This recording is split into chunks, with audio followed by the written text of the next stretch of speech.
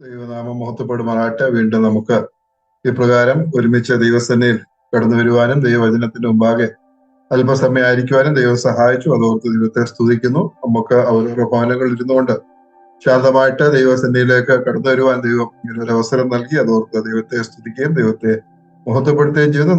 Bible survey ആണല്ലോ കഴിഞ്ഞ ചില നാളുകളായിട്ട് ചെയ്തുകൊണ്ടിരിക്കുന്നത്. ബൈബിൾ സർവേയുടെ 60-ാമത്തെ ക്ലാസ് ആണ് ഇന്ന്. 60-ാമത്തെ ക്ലാസ്സിലേക്കാണ് ഇന്ന് കടന്നു വന്നിരിക്കുന്നത്. അതില് പഴയ നിയമത്തിന് ശേഷം പുതിയ നിയമത്തിൽ നിന്ന് ചിന്തിച്ചുകൊണ്ടിരിക്കുകയാണ്. പ്രത്യേകിച്ച് സുവിശേഷങ്ങളിലൂടെ കഴിഞ്ഞ ദിവസങ്ങളിൽ സഞ്ചരിച്ചുകൊണ്ടിരിക്കുകയായിരുന്നു. അങ്ങനെ സുവിശേഷങ്ങളിൽ നിന്ന് ഒരുമിച്ച് ചിന്തിക്കുവാനാണ് ദൈവം നമ്മെ ഇടയാക്കുന്നു. മത്തായിയുടെ സുവിശേഷവും മർക്കോസിന്റെ സുവിശേഷവും ഒരളവിൽ അല്പമായിട്ട് ചിന്തിക്കുവാനായിട്ട് ദൈവം നമ്മെ സഹായിച്ചു. വിശദമായിട്ടുള്ള ഒരു ഡീപ്പായിട്ടുള്ള ഒരു സ്റ്റഡി അല്ല. അതിനെക്കുറിച്ചുള്ള ഓരോ പുസ്തകങ്ങളെ കുറിച്ചുള്ള ഒരു പൊതുവായിട്ടുള്ള ഒരു അറിവ് മാത്രമാണ് ആ നിലയിൽ ചിന്തിക്കുന്നത്. ആ നിലയിൽ മുമ്പോട്ട് പോകുന്നത്. ഇന്ന് ലൂക്കോസിന്റെ സുവിശേഷം, പുതിയ നിയമത്തിലെ 3-ാമത്തെ പുസ്തകമായിട്ടുള്ള, അല്ലെങ്കിൽ സുവിശേഷങ്ങളിൽ 3-ാമത്തെ സുവിശേഷമായിട്ടുള്ള ലൂക്കോസിന്റെ സുവിശേഷത്തിലേക്ക് നമുക്ക് ഇന്ന് കടന്നു വരാം. സുവിശേഷങ്ങളിൽ ഏറ്റവും വലിയ സുവിശേഷ പുസ്തകമാണ് ലൂക്കോസിന്റെ സുവിശേഷം എന്ന് പറയുന്നത്. 1151 വാക്യങ്ങളും അതുപോലെ 24 അധ്യായങ്ങളുമാണ് ലൂക്കോസിന്റെ സുവിശേഷത്തിലുള്ളത്. പുതിയ നിയമത്തിലെ സുവിശേഷങ്ങളിലെ ഏറ്റവും വലിയ പുസ്തകം എന്ന് മാത്രമല്ല, പുതിയ നിയമത്തിലെ തന്നെ ഏറ്റവും വലിയ പുസ്തകമാണ് ലൂക്കോസിന്റെ സുവിശേഷം എന്ന് പറയുന്നത്. അത് മാത്രമല്ല, ഈ പുസ്തകം സുവിശേഷങ്ങളിൽ മൂന്നാമതായിട്ടാണ് ഈ പുസ്തകത്തെ ഉൾപ്പെടുത്തിയിരിക്കുന്നത്. ആദ്യം മുതൽ ഈ സുവിശേഷം മൂന്നാമതായിട്ടാണ് ആ നിലയിൽ ചേർത്തിരിക്കുന്നത്. ഈ സുവിശേഷത്തിലെ കഴിഞ്ഞ ദിവസങ്ങളിൽ ചിന്തിച്ചതുപോലെ കർത്താവിന്റെ മനുഷ്യത്വത്തെയാണ് ഈ സുവിശേഷത്തിൽ വിവരിക്കുന്നത്. മത്തായിയുടെ സുവിശേഷം കർത്താവിന്റെ രാജത്വത്തെയും, മർക്കോസിന്റെ സുവിശേഷം കർത്താവിന്റെ ദാസത്വത്തെയും, ലൂക്കോസിന്റെ സുവിശേഷം കർത്താവിന്റെ മനുഷ്യത്വത്തെയും, അതുപോലെ യോഹന്നാന്റെ സുവിശേഷത്തിൽ കർത്താവിന്റെ ദൈവത്വമാണ് ചിത്രീകരിക്കുന്നത്. ആ നിലയിൽ ലൂക്കോസിന്റെ സുവിശേഷം കർത്താവിന്റെ മനുഷ്യത്വത്തെ കുറിച്ച് ചിത്രീകരിക്കുന്ന ഒരു മനോഹരമായിട്ടുള്ള ഒരു സുവിശേഷ പുസ്തകമാണ്. ലൂക്കോസിന്റെ സുവിശേഷത്തിൽ കർത്താവിനെ ഒരു സമ്പൂർണ്ണ മനുഷ്യനായിട്ട് ലൂക്കോസ് പരിചയപ്പെടുത്തിയിരിക്കുന്നതായിട്ട് നമുക്ക് മനസ്സിലാക്കാനായിട്ട് സാധിക്കും. ഒരു സമ്പൂർണ്ണ മനുഷ്യനെ നമുക്ക് കർത്താവിൽ കാണാനായിട്ട് സാധിക്കും. ആ നിലയിൽ ലൂക്കോസ് കർത്താവിനെ മനോഹരമായിട്ട് അവതരിപ്പിച്ചിരിക്കുന്ന കാഴ്ച നമുക്ക് കാണാനായിട്ട് സാധിക്കും. കർത്താവിന്റെ ജീവിതത്തെ കുറിച്ചുള്ള വിവരണം മറ്റു സുവിശേഷങ്ങളെക്കാളും ഏറ്റവും അധികം നൽകുന്ന ഒരു സുവിശേഷമാണ് ലൂക്കോസിന്റെ സുവിശേഷം. കർത്താവിന്റെ ജീവിതത്തെ കുറിച്ച് പഠിക്കുന്ന വേദപഠിതാക്കള് ഏറ്റവും കൂടുതലായിട്ട് ആശ്രയിക്കുന്ന സുവിശേഷമാണ് ലൂക്കോസിന്റെ സുവിശേഷം. കാരണം കർത്താവിന്റെ ജീവിതത്തെ കുറിച്ചുള്ള കൂടുതലായിട്ടുള്ള വിവരണം ഈ സുവിശേഷത്തിലാണ്, ലൂക്കോസിന്റെ സുവിശേഷത്തിലാണ് നമുക്ക് ആ നിലയിൽ കാണാനായിട്ട് സാധിക്കുന്നു. ഈ സുവിശേഷത്തിൽ യോഹന്നാൻ സ്നാപകന്റെ ജനനവും, തുടർന്ന് കർത്താവിന്റെ ജനനവും, പിന്നീട് കർത്താവിന്റെ ബാല്യകാലവും, പിന്നീട് തുടർന്നുള്ള കാര്യങ്ങളും, അങ്ങനെ കർത്താവിന്റെ സ്വർഗാരോഹണം വരെയുള്ള കാര്യങ്ങൾ മനോഹരമായിട്ട് ചിത്രീകരിക്കുന്നത് നമുക്ക് ഈ സുവിശേഷത്തിൽ കാണാനായിട്ട് സാധിക്കും. അത് മാത്രമല്ല, ഈ ലൂക്കോസ് ഒരു ചരിത്രകാരൻ കൂടിയാണ്. അതുകൊണ്ട് തന്നെ ഇതിന്റെ സാഹിത്യ ശൈലി എന്ന് പറയുന്നത് വളരെ ഉന്നത നിലവാരമുള്ളതാണ്. വളരെ ഉന്നത നിലവാരത്തിലുള്ള ഒരു സാഹിത്യ ശൈലിയാണ് ഇതിൽ കാണുന്നത്.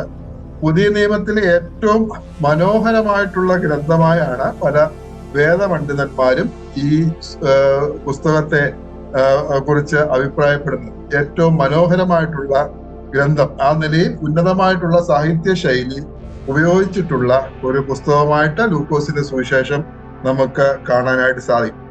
ഇനി ഇതിന്റെ സുവിശേഷത്തിന്റെ ഈ എഴുത്തുകാരനെ കുറിച്ച്, അതിന്റെ എഴുത്തുകാരനെ കുറിച്ച് നാം ചിന്തിക്കുകയാണെങ്കിൽ, ആരംഭം മുതൽ തന്നെ സഭാപിതാക്കന്മാരും ആദിമസഭയും ഒക്കെ ഈ സുവിശേഷം ലൂക്കോസ് ആണ് എഴുതിയത് എന്ന് അവര് പറഞ്ഞിരുന്നതാണ്. അതുകൊണ്ട് എല്ലാവരും ഗ്രന്ഥകർത്തൃത്വം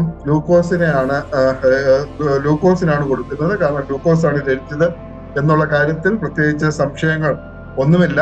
ഈ സുവിശേഷത്തിൽ ലൂക്കോസിന്റെ പേര് നമുക്ക് കാണാനായിട്ട് സാധിക്കുന്നില്ല. ഈ സുവിശേഷം കൂടെ അപ്പോസ്തല പ്രവൃത്തികളും ലൂക്കോസ് എഴുതുകയാണ്. ഈ രണ്ട് പുസ്തകങ്ങളിൽ ഒരു പ്രാവശ്യം പോലും ലൂക്കോസിന്റെ പേര് നാം കാണുന്നില്ല. ലൂക്കോസിന്റെ പേര് ഈ സുവിശേഷങ്ങളിൽ, ഈ പുസ്തകങ്ങളിൽ നാം കാണുന്നില്ല. എന്നാൽ ലൂക്കോസ് പൗലോസിന്റെ ഒരു സഹയാത്രികനായിരുന്നു, പൗലോസിന്റെ കൂട്ടാളിയായിരുന്നു, സഹപ്രവർത്തകനായിരുന്നു ലൂക്കോസ്.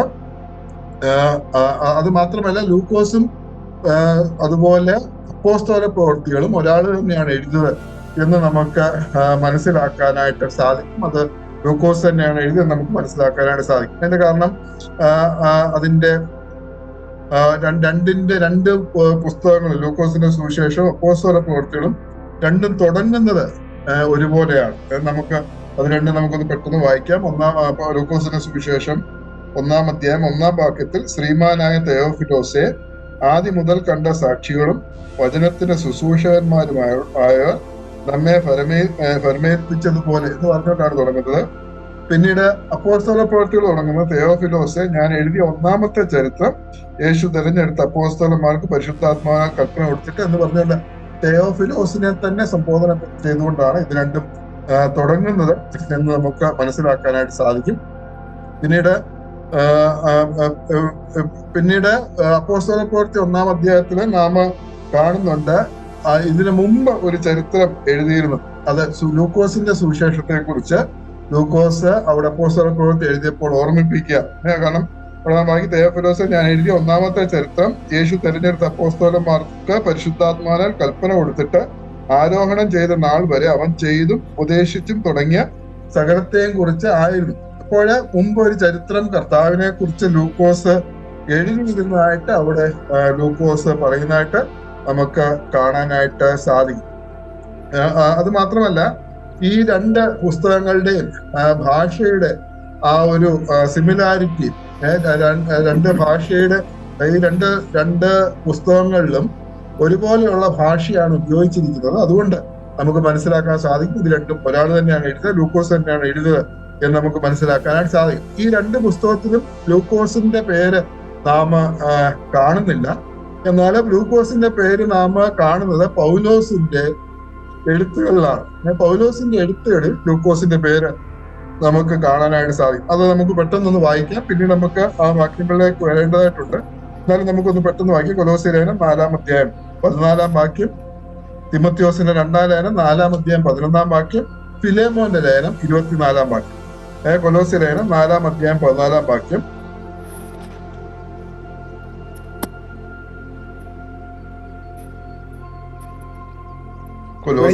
പ്രിയ ലൂക്കോസും ദേമാസും നിങ്ങളെ വന്ദനം ചൊല്ലുന്നു. അവിടെ വൈദ്യനായ പ്രിയ ലൂക്കോസ് എന്ന് നമുക്ക് കാണാൻ സാധിക്കും. തിമോത്തിയോസിന്റെ 2-ാം ലേഖനം 4-ാം അധ്യായം 11-ാം വാക്യം, 2 തിമോത്തിയോസ് 4:11. ലൂക്കോസ് മാത്രമേ എന്നോട് കൂടെയുള്ളൂ. ലൂക്കോസ് മാത്രമേ എന്നോട് കൂടെയുള്ളൂ. അതുപോലെ ഫിലേമോന്റെ പുസ്തകം അതിന്റെ 24-ാം വാക്യം, ഫിലേമോൻ 24.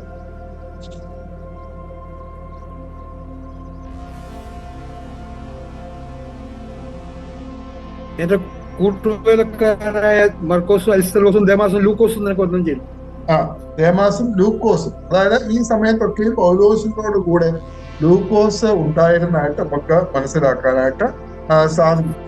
അപ്പോൾ ആ ലൂക്കോസിനെ കുറിച്ച് അപ്പോസ്തല പ്രവൃത്തിയിലെ ലൂക്കോസിന്റെ സുവിശേഷത്തിലെ ആ പേര് നമ്മൾ കാണുന്നില്ല. പക്ഷെ ലൂക്കോസിന്റെ സാന്നിധ്യം നമുക്ക് അപ്പോസ്തല പ്രവൃത്തിയിൽ കാണാനായിട്ട് സാധിക്കും. എന്നാലും പൗലോസിന്റെ എടുത്ത് നമുക്ക് ലൂക്കോസിന്റെ പേര് ആ നിലയിൽ പൗലോസിന്റെ സഹയാത്രികനായിട്ട്, സഹപ്രവർത്തകനായിട്ട് പൗലോസ് ഉപയോഗിച്ചിരിക്കുന്നതായിട്ട് നമുക്ക് മനസ്സിലാക്കാനായിട്ട് സാധിക്കും. ഇനി ലൂക്കോസിനെ കുറിച്ച് നമ്മൾ ചിന്തിക്കുകയാണെങ്കിൽ ലൂക്കോസ് ആരായിരുന്നു? നമുക്ക് ലൂക്കോസിനെ കുറിച്ച് അറിയാം. നമ്മളിപ്പം വായിച്ച കൊലോസ്യ ലേഖനം 4-ാം അധ്യായം 14-ാം വാക്യത്തിൽ നാം വായിച്ചത് വൈദ്യനായ പ്രിയ ലൂക്കോസ്. അപ്പോൾ ലൂക്കോസ് ഒരു വൈദ്യനായിരുന്നു. Was A doctor. ഒരു ഡോക്ടറായിരുന്നു ലൂക്കോസ്, ഒരു വൈദ്യനായിരുന്നു എന്ന് നമുക്ക് മനസ്സിലാക്കാനായിട്ട് സാധിക്കും. അത് മാത്രമല്ല ലൂക്കോസ് യഹൂദനല്ലായിരുന്നു, ഒരു യഹൂദനല്ലായിരുന്നു എന്ന് നമുക്ക് മനസ്സിലാക്കാം. കൊലോസ്യ ലേഖനത്തിൽ നാം വായിച്ചത്, കൊലോസ്യ ലേഖനം 4-ാം അധ്യായത്തില് അതിന്റെ 10 മുതലുള്ള വാക്യങ്ങൾ നമ്മൾ വായിക്കുമ്പോൾ അവിടെ നാം വായിക്കും, കൊലോസ്യർ 4-ന്റെ 10 മുതൽ നാം വായിക്കുന്ന ഇപ്രകാരമാണ്: എന്റെ സഹബദ്ധനായ അരിസ്തർഹോസും ഭരണവാസിന്റെ മച്ചുരനായ മർക്കോസും അവനെക്കുറിച്ച് നിങ്ങൾക്ക് കൽപ്പന കിട്ടിയിട്ടുണ്ടല്ലോ. അവൻ നിങ്ങളുടെ അടുക്കൽ വന്നാൽ അവനെ കൈക്കൊള്ളുവിൻ. യുസ്തൂസ് എന്ന് പറയുന്ന യേശുവും നിങ്ങളെ വന്ദനം ചെയ്യുന്നു. പരിച്ഛേദനക്കാരിൽ ഇവർ മാത്രം ദൈവരാജ്യത്തിന് കൂട്ടുവേലക്കാരായിട്ട് എനിക്ക് ആശ്വാസമായി തീർന്നു. അപ്പോൾ പൗലോസിന്റെ കൂട്ടാളികളില് ഈ മുൻപ് പറഞ്ഞ ആളുകള് അവര് പരിച്ഛേദനക്കാർ, അതായത് അവർ യഹൂദന്മാരായിരുന്നു. എന്നാൽ തുടർന്ന് പറയുന്ന ആളുകൾ അവർ യഹൂദന്മാരല്ലായിരുന്നു. അവരെ കുറിച്ച് പറയുന്നത്, നിങ്ങളിൽ ഒരുത്തനെ ക്രിസ്തുയേശുവിന്റെ ദാസനായ എപ്പഫ്രാസ് നിങ്ങളെ വന്ദനം ചെയ്യുന്നു. നിങ്ങൾ തികഞ്ഞവരും ദൈവത്തെ സംബന്ധിച്ചൊക്കെ പൂർണ്ണ നിശ്ചയമുള്ളവരെ നിൽക്കേണ്ടതിന് അവൻ പ്രാർത്ഥനയെ നിങ്ങൾക്ക് വേണ്ടി എപ്പോഴും പോരാടുന്നു.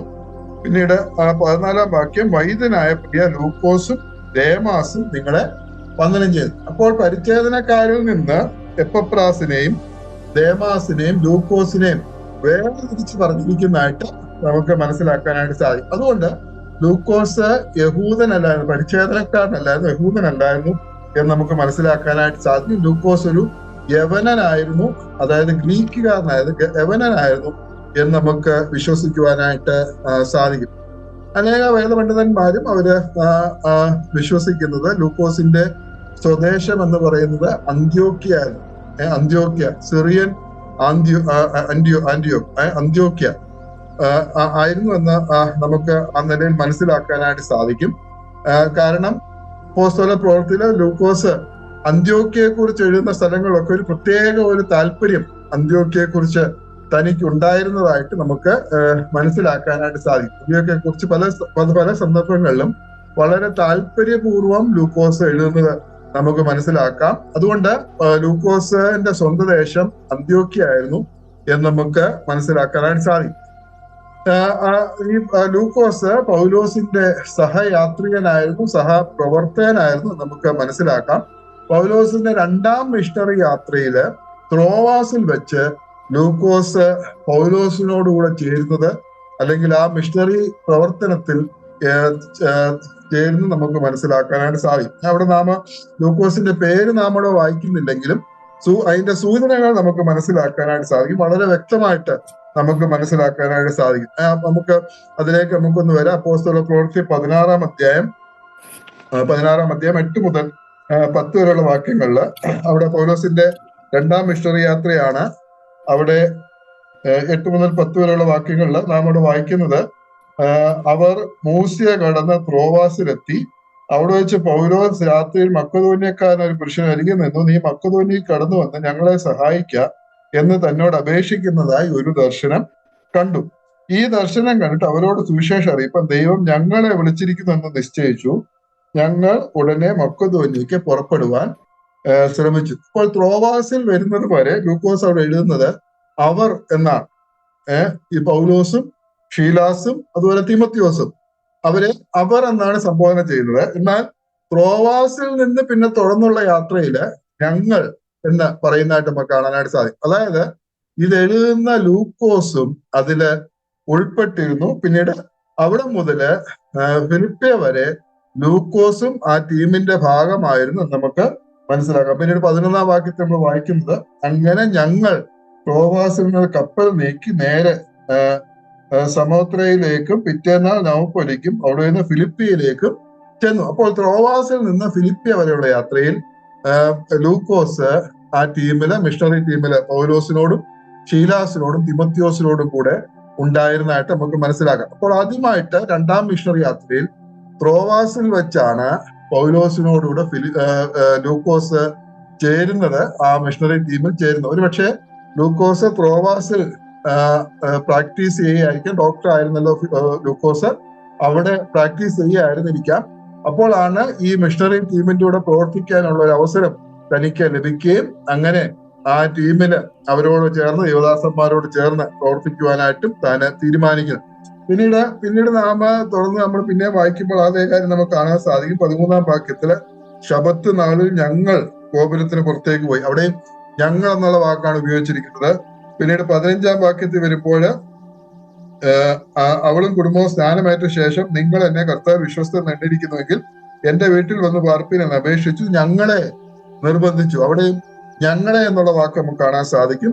പിന്നീട് നാം മുമ്പോട്ട് പോകുമ്പോൾ അതിന്റെ 17-ാം വാക്യത്തില് അങ്ങനെ ആ കാര്യം നമുക്ക് തുടർന്ന് നമുക്ക് അങ്ങനെ കാണാനായിട്ട് സാധിക്കും. 16-ാം വാക്യത്തിൽ ഞങ്ങൾ പ്രാർത്ഥനാ സ്ഥലത്തേക്ക് ചെല്ലുമ്പോൾ എന്ന് നമുക്ക് കാണാനായിട്ട് സാധിക്കും. എന്നാൽ അതിനുശേഷം പിന്നീട് 17-ാം അധ്യായം തുടങ്ങുന്നത് ഫിലിപ്പിയിലെ ശുശ്രൂഷ കഴിഞ്ഞിട്ട് പൗലോസും ശീലാസുമാറ്റിയും പിന്നെ അവിടുന്ന് പോകുമ്പോൾ പിന്നെ 17-ാം അധ്യായം തുടങ്ങുന്നത് ഇങ്ങനെയാണ്: അവർ അന്തിപ്പൊലീസിലും അപ്പൊലോനിയയിലും കൂടെ കടന്ന് തെസ്സലോനിക്കയിൽ എത്തി. അവിടെ പിന്നെയും അവർ എന്നുള്ള വാക്കാണ് ഉപയോഗിക്കുന്നത്. അതായത് ലൂക്കോസ് പിന്നീട് അവരുടെ ആ ടീമിനെ തുടർന്ന് പോയില്ല. ലൂക്കോസ് ഫിലിപ്പിയയില് താമസിക്കുന്നതായിട്ട് നമുക്ക് മനസ്സിലാക്കാനായിട്ട് സാധിക്കും. ഫിലിപ്പിയയിൽ ഒരു സ്ഥലം സഭ ഉണ്ടായി, ചിലർ വിശ്വാസത്തിലേക്ക് വന്നു, അനുഗ്രഹിക്കപ്പെട്ട ഒരു സഭ ഫിലിപ്പിയയിൽ ഉണ്ടായി. അപ്പോൾ ആ സഭയെ ടേക്ക് ഓവർ ചെയ്യാനായിട്ട് അവിടെ ഫിലിപ്പിയയില് അവിടെ ലൂക്കോസ് അവിടെ താമസിക്കുന്നതായിട്ട് നമുക്ക് മനസ്സിലാക്കാനായിട്ട് സാധിക്കും. എന്നാൽ പിന്നീട് 3-ാം മിഷണറി യാത്രയിലാണ് പിന്നീട് ലൂക്കോസ് പൗലോസിനോടുകൂടെ ചേരുന്നത് നമുക്ക് മനസ്സിലാക്കാം. പിന്നീട് 20-ാം അധ്യായത്തിലേക്ക് വരുമ്പോൾ ഇതിനിടയിലുള്ള സമയത്തെല്ലാം ലൂക്കോസ് ഫിലിപ്പിയയിൽ തന്നെ ആയിരുന്നു. അവിടുത്തെ സഭയുടെ ബന്ധത്തിൽ ശുശ്രൂഷകളിൽ ഏർപ്പെട്ടിരുന്നതായിട്ട് നമുക്ക് മനസ്സിലാക്കാൻ സാധിക്കും. പിന്നീട് 20-ാം അധ്യായം അപ്പോസ്തല പ്രവൃത്തി 20-ാം അധ്യായത്തിലേക്ക് വരുമ്പോൾ അതിന്റെ 5-ാം വാക്യത്തിൽ അവർ മുമ്പേ പോയി ത്രോവാസിൽ ഞങ്ങൾക്കായി കാത്തിരുന്നു. ഞങ്ങളോ പുളിപ്പില്ലാത്ത അപ്പത്തിന്റെ പെരുന്നാൾ കഴിഞ്ഞിട്ട് ഫിലിപ്പിയിൽ നിന്ന് കപ്പൽ കയറി 5 ദിവസം കൊണ്ട് ത്രോവാസിൽ അവരുടെ അടുക്കലെത്തി 7 ദിവസം അവിടെ പാർത്തു. പിന്നീട് 3-ാം മിഷണറി യാത്രയിൽ പൗലോസ് ത്രോവാസിൽ വന്നപ്പോൾ ലൂക്കോസ് ഇവിടുന്ന് ഫിലിപ്പിയിൽ നിന്ന് ത്രോവാസിൽ ചെന്ന് ആ മിഷണറി ടീമിൽ ചേരുന്നതായിട്ട് നമുക്ക് കാണാനായിട്ട് സാധിക്കും. പിന്നീട് 3-ാം മിഷണറി യാത്രയിലും പിന്നീട് തുടർന്ന് പൗലോസിന്റെ റോമൻ യാത്രയിലും ബന്ദിയായിട്ട് പൗലോസ് റോമിലേക്ക് പോയ റോമ യാത്രയിലും പിന്നീട് പൗലോസ് അവിടെ കാരാഗ്രഹത്തിലായിരുന്നപ്പോഴൊക്കെ ലൂക്കോസ് പൗലോസിനോട് കൂടെ ആയിരുന്നായിട്ട് നമുക്ക് മനസ്സിലാക്കാനായിട്ട് സാധിക്കും. അപ്പോൾ ഇതിനു ശേഷം 3-ാം മിഷണറി യാത്ര ത്രോവാസിൽ വെച്ച് വീണ്ടും പൗലോസിനോട് ചേർന്നു. പിന്നീട് അങ്ങോട്ട് പൗലോസിന്റെ സഹയാത്രികനായിട്ട്, സഹപ്രവർത്തകനായിട്ട്, കൂട്ടാളിയായിട്ട്, പൗലോസിന്റെ ശുശ്രൂഷക്കാരനായിട്ട് ലൂക്കോസ് ആ നിലയിൽ പൗലോസിനോട് കൂടെ ആയിരിക്കുന്ന കാഴ്ച നമുക്ക് കാണാനായിട്ട് സാധിക്കും. അത് മാത്രമല്ല, പൗലോസിന്റെ 1-ാം കാരാഗ്രഹ സമയത്തും 2-ാം കാരാഗ്രഹവാസ സമയത്തും ലൂക്കോസ് പൗലോസിനോടൊപ്പം ഉണ്ടായിരുന്നതായിട്ട് നമുക്ക് മനസ്സിലാക്കാം. കൊലോസ് ലേഖനം 4:14 ഫിലേമോന്റെ ലേഖനം 24 ഇവിടെ രണ്ടും നാം വായിക്കുമ്പോൾ അവിടെ ലൂക്കോസിനെ കുറിച്ച് നാം വായിച്ചായിരുന്നു. അപ്പോൾ ഇവിടെ 2 സ്ഥലത്തും ആ സമയത്ത് നമുക്കറിയാം, കൊലോസ് ലേഖനവും ഫിലേമോന്റെ ലേഖനവും എഫേസ് ലേഖനവും ഫിലിപ്പിയർക്ക് എഴുതിയ ലേഖനം, ഇത് 4 കാരാഗ്രഹ ലേഖനങ്ങളാണ്. അപ്പോൾ പൗലോസ് കാരാഗ്രഹത്തിൽ കിടക്കുന്ന സമയത്ത് എഴുതിയ ലേഖനങ്ങളാണ്. അതായത് പൗലോസിന്റെ 1-ാം കാരാഗ്രഹവാസ സമയത്ത് പൗലോസ് റോമില് ആദ്യം 1-ാമതായിട്ട് കാരാഗ്രഹത്തിൽ ആയിരുന്ന സമയത്ത് എഴുതിയ ലേഖനങ്ങളാണ് ഈ 4 ലേഖനങ്ങൾ എന്ന് പറയുന്നത്. അപ്പോൾ ആ സമയത്ത് കൊലോസ് ലേഖനവും ഫിലേമോന്റെ ലേഖനവും എഴുതിയപ്പോൾ ലൂക്കോസ് പൗലോസിനോടൊപ്പം ഉണ്ടായിരുന്നതായിട്ട് നമുക്ക് മനസ്സിലാക്കാം. പിന്നീട് പൗലോസ് 2-ാമത് കാരാഗ്രഹത്തിലായിരുന്നു. പിന്നീട് ആദ്യം പൗലോസ് കാരാഗ്രഹവാസത്തിന് ശേഷം പൗലോസിന് അവിടെ നിന്ന് വിടുതൽ ലഭിച്ചു. അതിനുശേഷം വീണ്ടും പൗലോസ് ശുശ്രൂഷിച്ചു, പല യാത്രകൾ നടത്തി, സുവിശേഷ പ്രവർത്തനങ്ങളിൽ ഏർപ്പെട്ടു. എന്നാൽ വീണ്ടും 2-ാമത് പൗലോസ് വീണ്ടും കാരാഗ്രഹവാസം അനുഭവിച്ചു. എന്നാൽ ആ സമയത്തും ലൂക്കോസ് പൗലോസിനോട് കൂടെ ഉണ്ടായിരുന്നതായിട്ട് നമുക്ക് മനസ്സിലാക്കാം. തിമോത്തിയോസിന്റെ 2-ാം ലേഖനമാണ് പൗലോസിന്റെ അവസാനം പൗലോസ് എഴുതിയ ലേഖനം എന്ന് പറയുന്നത്. ആ ലേഖനം എഴുതിയപ്പോൾ പൗലോസ് കാരാഗ്രഹത്തിലായിരുന്നു, 2-ാം തവണ കാരാഗ്രഹത്തിലായിരുന്നു. അതിനുശേഷം ചില ദിവസങ്ങൾക്ക് ശേഷം പൗലോസ് രക്തസാക്ഷിയായിട്ട് തീർന്നതായിട്ട് നമുക്ക് മനസ്സിലാക്കാൻ സാധിക്കും. ഇപ്പോൾ തിമോത്തിയോസിന്റെ 2-ാം ലേഖനത്തിൽ തിമോത്തിയോസിന് പൗലോസ് ലേഖനം എഴുതുമ്പോൾ അവിടെ പൗലോസ് പറയുന്നത്, തിമോത്തിയോസിന്റെ 2-ാം ലേഖനം 4-ാം അധ്യായം അതിന്റെ 11-ാം വാക്യം, 2 തിമോത്തിയോസ് 4:11 അവിടെ നമ്മൾ വായിക്കുന്നത്, ലൂക്കോസ് മാത്രമേ എന്നോടുകൂടെ ഉള്ളൂ. അപ്പോൾ ആ സമയത്ത് പൗലോസ് പറയുന്നത് ലൂക്കോസ് മാത്രമേ എന്നോടുകൂടെ ഉള്ളൂ. അപ്പോൾ ആ സമയത്തും പൗലോസിന്റെ അന്ത്യനാളുകളിൽ അല്ലെങ്കിൽ 2-ാം കാരാഗ്രഹവാസ സമയത്തും ലൂക്കോസ് പൗലോസിനോടൊപ്പം ഉണ്ടായിരുന്നതായിട്ട് നമുക്ക് മനസ്സിലാക്കാനായിട്ട് സാധിക്കും. അത് മാത്രമല്ല, ലൂക്കോസ് ഒരു ഡോക്ടറായിരുന്നു, വൈദ്യനായിരുന്നു. അതോടുകൂടെ ലൂക്കോസ് ഒരു ചരിത്രകാരൻ കൂടെ ആയിരുന്നു നമുക്ക് മനസ്സിലാക്കാനായിട്ട് സാധിക്കും. ഈ രണ്ട് പുസ്തകങ്ങളാണ് ലൂക്കോസ് എഴുതിയത്. ലൂക്കോസിന്റെ സുവിശേഷവും അപ്പോസ്തല പ്രവൃത്തികളും, ഈ രണ്ട് പുസ്തകങ്ങളാണ് ലൂക്കോസ് എഴുതിയ പുസ്തകങ്ങള്. ഈ രണ്ട് പുസ്തകങ്ങളും പുതിയ നിയമത്തിന്റെ 28% വരുന്ന ഭാഗമാണ്. പുതിയ നിയമത്തിൽ 28% ശതമാനവും ലൂക്കോസിന്റെ എഴുത്തുകളാണ് എന്ന് നമുക്ക് മനസ്സിലാക്കാനായിട്ട് സാധിക്കും. അപ്പോൾ ഇത് രണ്ടും വലിയ പുസ്തകങ്ങളാണ്, ലൂക്കോസിന്റെ സുവിശേഷ അപ്പോസ്തല പ്രവൃത്തികളും. പുതിയ നിയമത്തിന്റെ മൊത്തം പുതിയ നിയമത്തിൽ 28% ഈ രണ്ട് പുസ്തകങ്ങളാണ് നമുക്ക് മനസ്സിലാക്കാനായിട്ട് സാധിക്കും. ലൂക്കോസിന്റെ സുവിശേഷത്തിൽ നമ്മൾ വരുമ്പോൾ അതിന്റെ ഇൻട്രൊഡക്ഷനില് ലൂക്കോസ് പറയുന്നത്, അതിന്റെ 1-ാം അധ്യായം 1 മുതൽ 4 വരെയുള്ള വാക്യങ്ങളില് അവിടെ നമ്മൾ വായിക്കുന്നത്, ശ്രീമാനായ തിയോഫിലോസെ,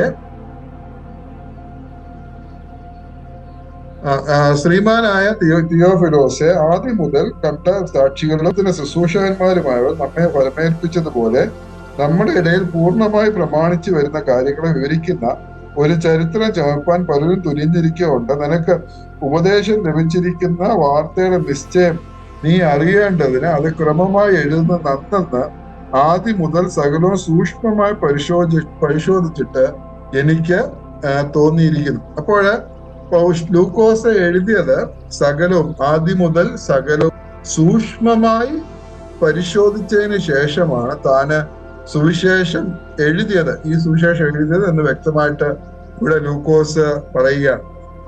ലൂക്കോസ് ഒരു ചരിത്രകാരനായിരുന്നു. അതുകൊണ്ട് ലൂക്കോസ് എഴുതുവാനായിട്ട് മറ്റു പലരുടെയും സാക്ഷ്യവും അതുപോലെ പലരുടെയും എഴുത്തുകളും റെഫർ ചെയ്തിട്ടുള്ളതായിട്ട് നമുക്ക് മനസ്സിലാക്കാനായിട്ട് സാധിക്കും. ലൂക്കോസ് പൗലോസിനോടുകൂടെ വളരെ നാള് ഉണ്ടായിരുന്നത് കൊണ്ട് പൗലോസിൽ നിന്ന് വളരെ കാര്യങ്ങള് ആ നിലയിൽ കേൾക്കുവാനായിട്ടും പഠിക്കുവാനായിട്ടും ലൂക്കോസിന് ഇടയായിട്ട് തീർന്നു. അത് മാത്രമല്ല, ആ സമയത്ത് പൗലോസ് പത്രോസിനെയും യോഹന്നാനെയും അതുപോലെ കർത്താവിന്റെ സഹോദരനായിട്ടുള്ള യാക്കോബിനെയും ഒക്കെ കാണുവാനായിട്ടുള്ള സാധ്യതയുണ്ട്. അങ്ങനെ അവരിൽ നിന്നും പല കാര്യങ്ങൾ കർത്താവിനെ കുറിച്ചും കർത്താവിന്റെ ജീവിതത്തെ കുറിച്ചും ഒക്കെ തനിക്ക് മനസ്സിലാക്കുവാനായിട്ട് ഇടയായി തീർന്നു. അങ്ങനെ ആദ്യം മുതൽ സകലവും സൂക്ഷ്മമായി പരിശോധിച്ചതിന് ശേഷം ലൂക്കോസ് ഈ സുവിശേഷം എഴുതി. വളരെ ക്രമമായിട്ടും ചന്തമായിട്ടും ഈ സുവിശേഷം എഴുതിയതായിട്ട് നമുക്ക് കാണാനായിട്ട് സാധിക്കും. ഇനി അടുത്തായിട്ട് ഇത് ആർക്ക് വേണ്ടിയാണ് എഴുതിയത്? ഈ സുവിശേഷം ആർക്ക് വേണ്ടിയാണ് എഴുതിയത്? ഇതിന്റെ 1-ാം അധ്യായം തുടങ്ങുന്ന ഇപ്രകാരമാണ്: ശ്രീമാനായ തെയോഫിലോസെ. ശ്രീമാനായ തെയോഫിലോസെ എന്ന് പറഞ്ഞുകൊണ്ടാണ് ഈ ലൂക്കോസിന്റെ സുവിശേഷം ആരംഭിക്കുന്നത്. ഈ തിയോഫിലോസ് ആരായിരുന്നു എന്നതിനെ കുറിച്ച് നമുക്ക് വ്യക്തമായിട്ട് നമുക്ക് അറിയത്തില്ല. ആരായിരുന്നു എന്ന് നമുക്ക് അറിയത്തില്ല. എന്നാൽ ശ്രീമാൻ എന്നുള്ള ആ സംബോധനയിൽ നിന്നും നമുക്ക് മനസ്സിലാക്കാൻ കഴിയുന്ന കാര്യം, തെയോഫിലോസ് സമൂഹത്തിൽ ഉന്നതനായിട്ടുള്ള ഒരു വ്യക്തിയായിരുന്നു. സമുന്നതമായിട്ടുള്ള പദവി അലങ്കരിച്ചിരുന്ന ഒരു വ്യക്തിയായിരുന്നു തിയോഫിലോസ് എന്ന് നമുക്ക് മനസ്സിലാക്കാനായിട്ട് സാധിക്കും. ഒരുപക്ഷെ ഒരു ഗവൺമെന്റ് ഉദ്യോഗസ്ഥനായിരിക്കാം, ഒരു ഗവൺമെന്റ് ഒഫീഷ്യൽ ആയിരിക്കാം. ആ നിലയിൽ വളരെ അധികാരമുള്ള അല്ലെങ്കിൽ ഉന്നതനായിട്ടുള്ള ഒരു വ്യക്തിയായിരുന്നു തെയോഫിലോസ്. എന്നാൽ ലൂക്കോസ് തെയോഫിലോസ് എന്ന് സംബോധന ചെയ്യുന്നെങ്കിൽ തെയോഫിലോസിന് മാത്രമായിട്ടല്ല ഈ സുവിശേഷം എഴുതിയത്. പൊതുവെ യവനന്മാർക്ക് പൊതുവായിട്ട് ഇത് എഴുതിയതായിട്ട് നമുക്ക് മനസ്സിലാക്കാം. ലൂക്കോസ് ഒരു യവനനായിരുന്നു. യവനന്മാർക്കായിട്ട് ഒരു സുവിശേഷം എഴുതി. മത്തായിയുടെ സുവിശേഷം നമ്മൾ ചിന്തിച്ചു.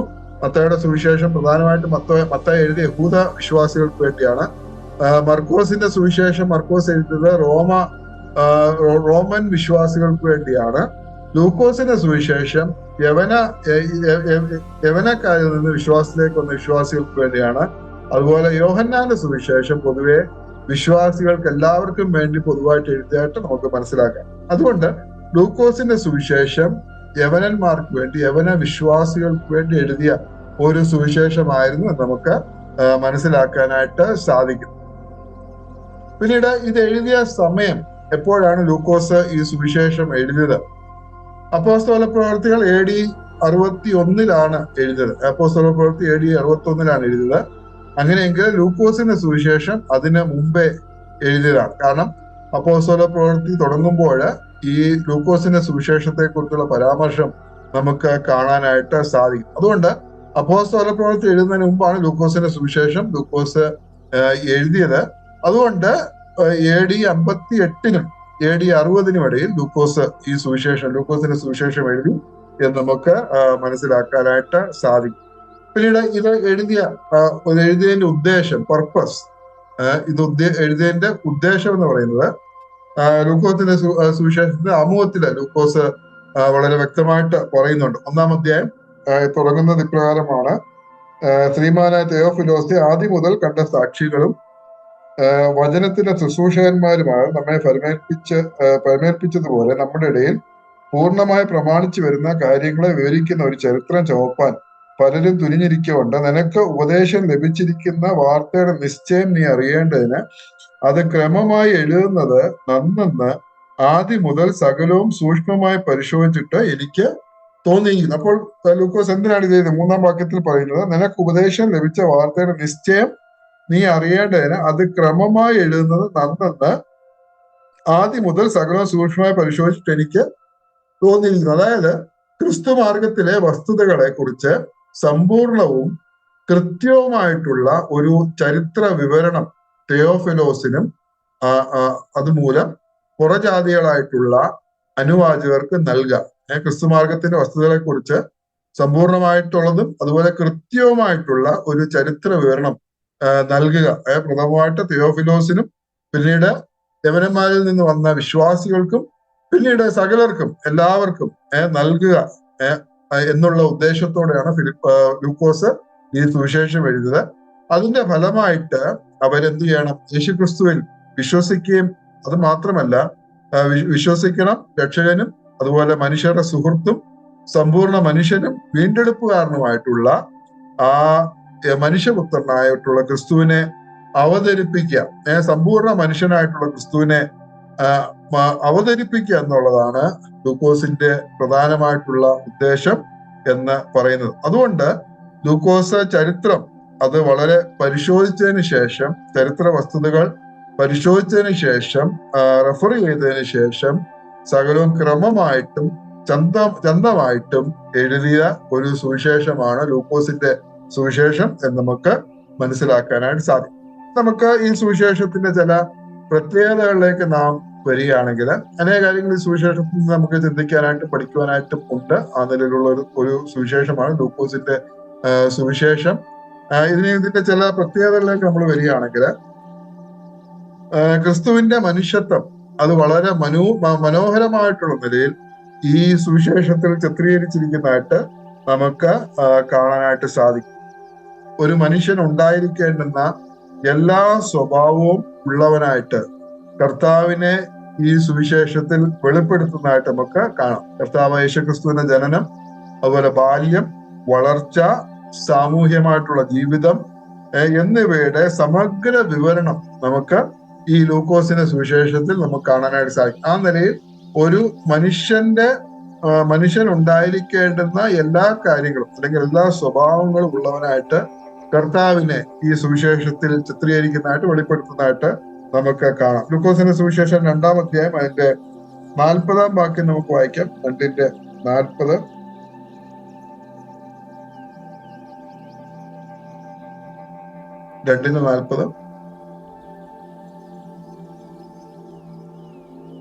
പൈതൽ വളർന്നു, ജ്ഞാനം നിറഞ്ഞു, ആത്മാവിൽ ബലപ്പെട്ടു പോലും, ദൈവകൃപ അവന്റെ മേൽ ഉണ്ടായിരുന്നു. ഓക്കെ, കർത്താവിന്റെ വളർച്ച. അപ്പോൾ പൈതൽ വളർന്നു. സാധാരണ മനുഷ്യർക്കുണ്ടായിരുന്ന രീതിയിലുള്ള വളർച്ച, അതുപോലെ ജ്ഞാനം, ഇതെല്ലാം കർത്താവിൽ ഉണ്ടായിരുന്നതായിട്ട് നമുക്ക് കാണാൻ സാധിക്കും. പിന്നീട് അതിന്റെ 52-ാം വാക്യം, 2-ാം അധ്യായം 52-ാം വാക്യത്തിൽ പറയുന്നത്, യേശുവോ ജ്ഞാനത്തിലും വളർച്ചയിലും ദൈവത്തിന്റെ മനുഷ്യരുടെയും കൃപയിലും മുതിർന്നു വന്നതായിട്ട് നമുക്ക് അവിടെ കാണാനായിട്ട് സാധിക്കും. അങ്ങനെ ഒരു സമ്പൂർണ്ണ മനുഷ്യനായിട്ടുള്ള ക്രിസ്തുവിനെ നമുക്ക് ഈ സുവിശേഷത്തിൽ നമുക്ക് കാണാനായിട്ട് സാധിക്കും. പിന്നീട് 2-ാമത്തെ പ്രത്യേകത എന്ന് പറഞ്ഞാൽ ഈ സുവിശേഷത്തിൽ പ്രാർത്ഥനയ്ക്ക് വളരെ പ്രാധാന്യം നൽകിയിരിക്കുന്നതായിട്ട് നമുക്ക് കാണാൻ സാധിക്കും. പ്രാർത്ഥനയ്ക്ക് വളരെ, പ്രത്യേകിച്ച് ക്രിസ്തുവിന്റെ പ്രാർത്ഥനയ്ക്ക് വളരെ പ്രാധാന്യം നൽകിയിരിക്കുന്നതായിട്ട് നമുക്ക് മനസ്സിലാക്കാം. 4 സുവിശേഷങ്ങളിലും കൂടെ, മത്തായി, മർക്കോസ്, ലൂക്കോസ്, യോഹന്നാൻ, ഈ 4 സുവിശേഷങ്ങളിലും കൂടെ ക്രിസ്തുവിന്റെ പ്രാർത്ഥന 15 പ്രാവശ്യം പറഞ്ഞിരിക്കുന്നതില് 11 പ്രാവശ്യവും ലൂക്കോസിലാണ് നമുക്ക് കാണാനായിട്ട് സാധിക്കും. 15 പ്രാവശ്യം ആകെ കർത്താവിന്റെ പ്രാർത്ഥനയെ കുറിച്ച് പറഞ്ഞിരിക്കുന്ന സ്ഥലങ്ങളില് 11 പ്രാവശ്യവും ലൂക്കോസിന്റെ സുവിശേഷത്തിലാണ് നാം കാണുന്നത്. അത് മാത്രമല്ല, പ്രാർത്ഥനയെ കുറിച്ചുള്ള മറ്റ് അനേക കാര്യങ്ങളും പഠിപ്പിക്കലുകളും സത്യങ്ങളും നമുക്ക് ഈ സുവിശേഷത്തിൽ കാണാനായിട്ട് സാധിക്കും.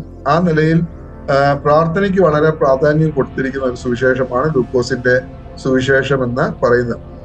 പിന്നീട് നമുക്ക് കാണാൻ സാധിക്കുന്നത് ഈ സുവിശേഷത്തില് സ്തുതിഗീതത്തിനും സ്തോത്രത്തിനും ഊന്നൽ കൊടുത്തിരിക്കുന്നതായിട്ട് നമുക്ക് കാണാം. പലരുടെയും പാട്ടുകള് അവര് കർത്താവിനെ സ്തുതിക്കുന്നത്, സ്തോത്രം ചെയ്യുന്നത് പാട്ടുകളുടെ രൂപത്തില് സ്തുതിഗീതമായിട്ട് സ്തോത്രഗീതമായിട്ടൊക്കെ നമുക്ക് ഈ ലൂക്കോസിന്റെ സുവിശേഷത്തിൽ കാണാം. പ്രത്യേകിച്ച് നമുക്ക് വളരെ പരിചിതമായിട്ടുള്ള കാര്യമാണ് 1-ാം അധ്യായം 46 മുതൽ 55 വരെയുള്ള വാക്യങ്ങളില് മറിയ ദൈവത്തെ മഹത്വപ്പെടുത്തിക്കൊണ്ട് പാടുന്ന, അല്ലെങ്കിൽ ദൈവത്തെ സ്തുതിച്ചുകൊണ്ട് പാടുന്ന പാട്ട് 1-ാം അധ്യായം 46 മുതൽ 55 വരെയുള്ള വാക്യങ്ങൾ നമുക്ക് കാണാൻ സാധിക്കും. പിന്നീട് സെക്കരിയാവിന്റെ ആ ദൈവത്തെ സ്തുതിച്ചുകൊണ്ടുള്ള സ്തുതിഗീതം 1-ാം അധ്യായം 68 മുതൽ 79 വരെയുള്ള വാക്യങ്ങളിൽ നമുക്ക് കാണാൻ സാധിക്കും. പിന്നീട് ഷിമിയോൻ കർത്താവിനെ കുറിച്ച് 2-ാം അധ്യായം 29 മുതൽ 32 വരെയുള്ള വാക്യങ്ങളിൽ നമുക്ക് ഷിമിയോനെ കുറിച്ച് നമുക്ക് കാണാൻ സാധിക്കും. ഇപ്പോൾ നാഥാ, തിരുവചനം പോലെ നീ അടിയനെ സമാധാനത്തോടെ വിട്ടയക്കുന്നു, ജാതികൾക്ക് വെളിപ്പെടുവാനുള്ള പ്രകാശവും നിന്റെ ജനമായ ഇസ്രായേലിന്റെ മഹത്വവുമായി നീ സകല ജാതികളുടെ മുമ്പിൽ ഒരുക്കിയിരിക്കുന്ന നിന്റെ രക്ഷയെ എന്റെ കണ്ണ് കണ്ടുവല്ലോ എന്ന് പറഞ്ഞു. അതൊരു ഗാനമായിട്ട്, ഒരു സ്തുതിഗീതമായിട്ട് നമുക്ക് അവിടെ കാണാൻ സാധിക്കും. ആ നിലയിൽ പാട്ടിന്, സ്തുതിഗീതത്തിനും സ്തോത്രഗീതത്തിനും വളരെ ഊന്നൽ കൊടുത്തിരിക്കുന്നതായിട്ട് നമുക്ക് കാണാനായിട്ട് സാധിക്കും. ഈ സുവിശേഷത്തിൽ കർത്താവിന്റെ 20 അത്ഭുതങ്ങളും അതുപോലെ 23 ഉപമകളും നാം ഈ സുവിശേഷത്തിൽ നാം കാണുന്നുണ്ട്. 20 അത്ഭുതങ്ങളും 23 ഉപമകളും നാം ഈ സുവിശേഷത്തിൽ കാണുന്നുണ്ട്. ഈ 20 അത്ഭുതങ്ങളും 23 ഉപമകളും നാം കാണുന്നതില് അതിൽ 6 അത്ഭുതങ്ങളും അതുപോലെ 18 ഉപമകളും ഈ സുവിശേഷത്തിൽ മാത്രമേ നമ്മൾ കാണുന്നുള്ളൂ. ബാക്കി 3 സുവിശേഷങ്ങളിലും നാം കാണുന്നില്ല. 6 അത്ഭുതങ്ങൾ ഈ ലൂക്കോസിന്റെ സുവിശേഷത്തിൽ മാത്രമേ ഉള്ളൂ. അതുപോലെ 18 ഉപമകളും നാം വേറെ എങ്ങും മറ്റ് സുവിശേഷങ്ങളിലൊന്നും നാം കാണുന്നില്ല. അതിൽ ചിലതാണ് കാണാതെ പോയ ആട്, കാണാതെ പോയ നാണയം, മുടിയൻ പുത്രന്റെ ഉപമ. ഇതെല്ലാം ഈ സുവിശേഷത്തിലാണ്, ലൂക്കോസിന്റെ സുവിശേഷത്തിലാണ് നമുക്ക് കാണാനായിട്ട് സാധിക്കുന്നത്. അതുപോലെ ലൂക്കോസിന്റെ സുവിശേഷത്തില് ക്രിസ്തുവിനെ ലൂക്കോസ് പരിചയപ്പെടുത്തിയിരിക്കുന്നത് സമ്പൂർണ്ണ മനുഷ്യനായിട്ടാണ്. മനുഷ്യപുത്രനായ സമ്പൂർണ്ണ മനുഷ്യനായിട്ടുള്ള കർത്താവിനെ ഈ ലൂക്കോസിന്റെ സുവിശേഷത്തിൽ നമുക്ക് കാണാനായിട്ട് സാധിക്കും. 2 വാക്യങ്ങൾ അതിനോട് ബന്ധത്തിൽ വായിച്ച് അവസാനിപ്പിക്കാനായിട്ട് ആഗ്രഹിക്കും. 9-ാം അധ്യായം അതിന്റെ 58-ാം വാക്യം. 9-ന്റെ 58.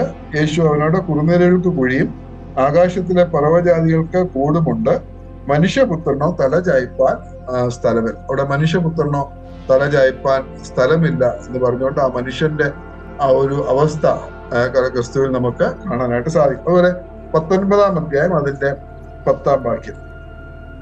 19-ാം അധ്യായം അതിന്റെ 10-ാം വാക്യം.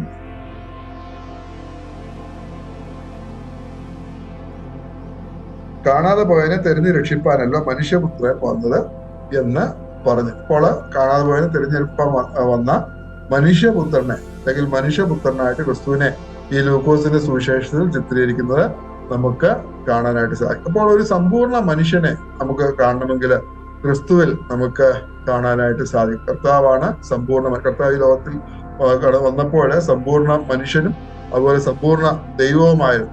അപ്പോൾ എല്ലാം തികഞ്ഞ ഒരു മനുഷ്യനെ നമുക്ക് കർത്താവിൽ മാത്രമാണ് നമുക്ക് കാണാനായിട്ട് സാധിക്കുന്നത്. അപ്പോൾ ആ സമ്പൂർണ്ണ മനുഷ്യനായിട്ടുള്ള കർത്താവിനെയാണ് ഈ ലൂക്കോസിന്റെ സുവിശേഷം വരച്ചു കാട്ടുന്നത് എന്ന് നമുക്ക് കാണാൻ സാധിക്കും. മത്തായിയുടെ സുവിശേഷത്തില് കർത്താവിന്റെ വംശാവലി പറയുമ്പോൾ അത് ദാവീദ് മുതൽ അബ്രഹാം വരെ ഉള്ള വംശാവലി പറയുമ്പോൾ, ലൂക്കോസിന്റെ സുവിശേഷം 3-ാം അധ്യായത്തില് ഉള്ള വംശാവലി ആദ്യ മനുഷ്യനായിട്ടുള്ള ആദാം ദൈവത്തിന്റെ മകൻ എന്ന് പറഞ്ഞുകൊണ്ട് ആ വംശാവലി നമുക്ക് കാണാനായിട്ട് സാധിക്കും. അപ്പോൾ ഇതിൽ നിന്നെല്ലാം നമുക്ക് മനസ്സിലാക്കുന്നത് സമ്പൂർണ്ണ മനുഷ്യനായിട്ടുള്ള കർത്താവിനെ നമുക്ക് ഈ ലൂക്കോസിന്റെ സുവിശേഷത്തിൽ നമുക്ക് കാണാനായിട്ട് സാധിക്കും. ദൈവം നമ്മെ സഹായിക്കട്ടെ. അങ്ങനെ ആ നിലയിൽ ലൂക്കോസിന്റെ സുവിശേഷം ചെറിയ അളവിൽ നമുക്ക് നമുക്ക് ചിന്തിക്കുവാനായിട്ട് ദൈവം നമ്മെ സഹായിച്ചു. തുറന്നുള്ള ദിവസങ്ങളിലും തുറന്നുള്ള പുസ്തകങ്ങൾ പഠിക്കുവാനായിട്ട് മനസ്സിലാക്കുവാനായിട്ട് ദൈവം നമ്മെ സഹായിക്കട്ടെ. ദൈവത്തിന്റെ വലിയ നാമം മഹത്വപ്പെടുവാണ്.